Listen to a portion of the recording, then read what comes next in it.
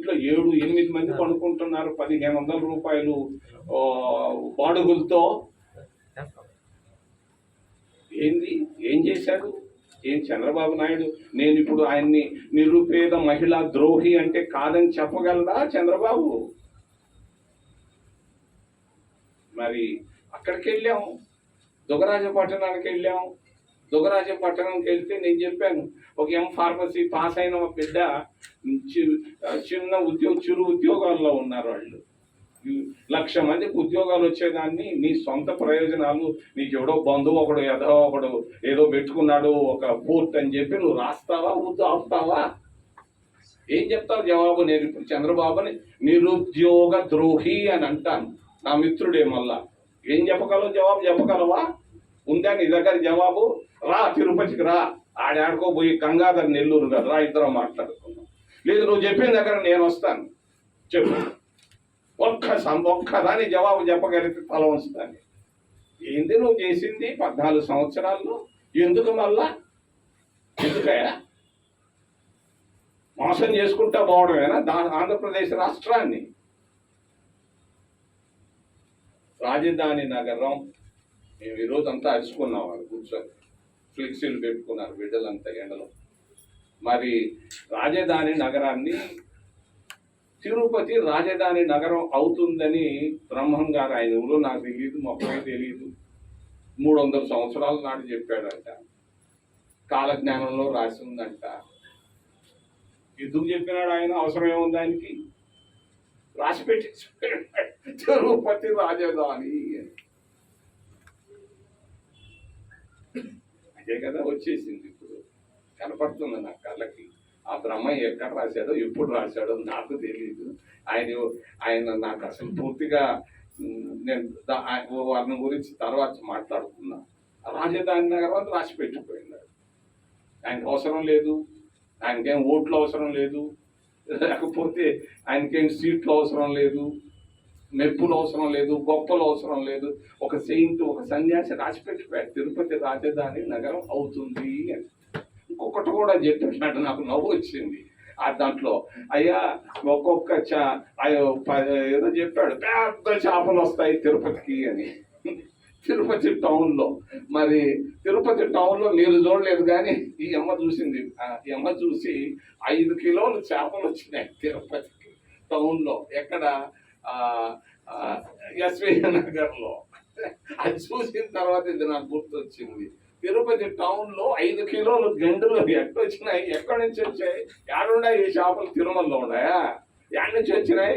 చేపలు వచ్చినాయి, వీళ్ళు పట్టుకున్నారు, కూర చేసుకున్నారు, తిన్నారు. బ్రహ్మయ్య చెప్పిన మాటలు వినాల్సి వస్తూ ఉంది. నాకు నమ్మకం కుదురుతా ఉంది.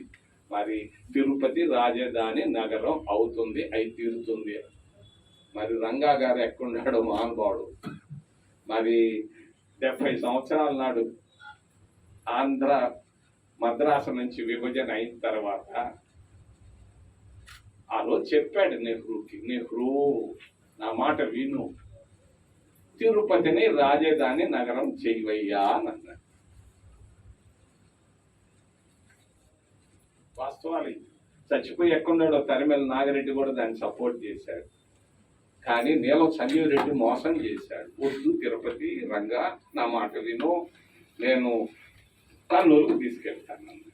ఆ రోజు అది కర్నూలు పోకుండా తిరుపతి ఉంటే రాష్ట్ర విభజన జరగకుండా ఎవడైనా తీసుకుపోగలరా? తిరుపతిలో రాజధాని నగరం ఉంటే ఎవరైనా తీసుకోపోగలరా? తీసుకోపోలేదు. కర్నూలు తీసుకోపోయిన తర్వాత హైదరాబాద్ తీసుకెళ్ళారు. హైదరాబాద్ తుళ్ళూరు, తుళ్ళూరు నుంచి సింహాచలం. ఇప్పుడు ఏమైంది? ఎక్కడ రాజధాని నగరమే లేదు. ఎక్కడ ఉందంటే లేదు. మరి అందరి విమర్శలు, ఒక రాజధాని కట్టుకోలేకపోయినా 10 సంవత్సరాల్లో. నిర్ణయాలు తీసుకునేటప్పుడు నాయకులు జాగ్రత్తగా ఆలోచించి నిర్ణయాలు తీసుకోవాలి. భవిష్యత్తును దృష్టిలో పెట్టుకొని తీసుకోవాలి. భవిష్యత్తును దృష్టిలో పెట్టుకొని స్వార్థ ప్రయోజనాల కొరకు వాడేదో భూములు కొనుక్కొని దాని అప్రిసియేషన్ కొరకు నీకు బంధువులు ఉంటే బంధువులు సాయం చేసేదానికి తుళ్ళూరు తీసుకోపోతావా? ఏంది తుళ్ళూరు? ఎవరికన్నా తెలుసా? తుళ్ళూరు అనేది ఒక శపించబడ్డ స్థలం. అసలు నాయుడుపేటకి పేరు ఎందుకు వచ్చిందో తెలుసా? ఒక ఆయన ఉండేవాడు వెంకటాద్రి నాయుడు అని. ఆయన తుళ్ళూరు నుంచి నాయుడుపేట దాకా ఆయన పరిపాలించేవాడు. ఆయన మరి అందరు తలలు నరికాడు. 172 మంది తలలు నరికేశాడు తుళ్ళూరులో. ఎందుకు నరికాడు అని అంటే ఆయన కమ్మనాయుడు ఆడేవాడు హరిజనుడు పట్టుకొని వాళ్ళ చెల్లెల్ని పెళ్లి కాని చెల్లెల్లో పెళ్ళైన చెల్లెలు పట్టుకొని లాగాడు. లాగిన తర్వాత వాడు కోపం వచ్చింది, సేనాధిపతికి చెప్పాడు. మరి నరుకు వాళ్ళందరినీ హరిజనులు అన్నాడు. వాళ్ళ సేనాధిపతులు మేము ఆ పాపం చేయలేమంటే ఆయనే తీసుకొని కత్తి అందరిని నిలబెట్టి అంత టక టక టక టక టక టక టక 172 మందిని నరికేశారు. తాపేయచ్చు కదా, వీళ్ళని తోరణాలుగా కట్టరా అన్నాడు. తలల్ని తోరణాలుగా కట్టారు 172 మందిని. ఆ రోజు వచ్చినటువంటి రక్తం ఏరులై పారింది. 172 మంది రక్తం. పొట్టేళ్ళను కూడా మేకలను కూడా అట్లా నరకరు, అట్లా నరికేసింటే ఆ రక్తం పడ్డ దగ్గరే ఎత్తుకోపోయి పునాది రాయి వేశారు. చెప్పాను, అది శపించబడ్డ స్థలం, వద్దు చంద్రబాబు వేయబాకని నేను చెప్పాను. అందరూ ప్రెస్లో కూడా వచ్చింది. మరి అటువంటి శపించబడ్డ స్థలానికి వెళ్ళిన వాళ్ళల్లా ముఖ్యమంత్రులంతా మాజీ ముఖ్యమంత్రులు అయ్యారు. నాదెళ్ల భాస్కర్ రావు పోయినాడు, వెంటనే తిరిగి అయిపోయినాడు. భవనం వెంకట్రామరెడ్డి ముఖ్యమంత్రి పోయి ఆయన మాజీ ముఖ్యమంత్రి అయిపోయినాడు. ఆ తర్వాత ఎన్టీ రామారావు పోయినాడు. ఎన్టీ రామారావు కూడా అరే పోయి శాపమా ఏమైపోయింది, ఎందుకు పోయినాను, ఎవరో పోయారు.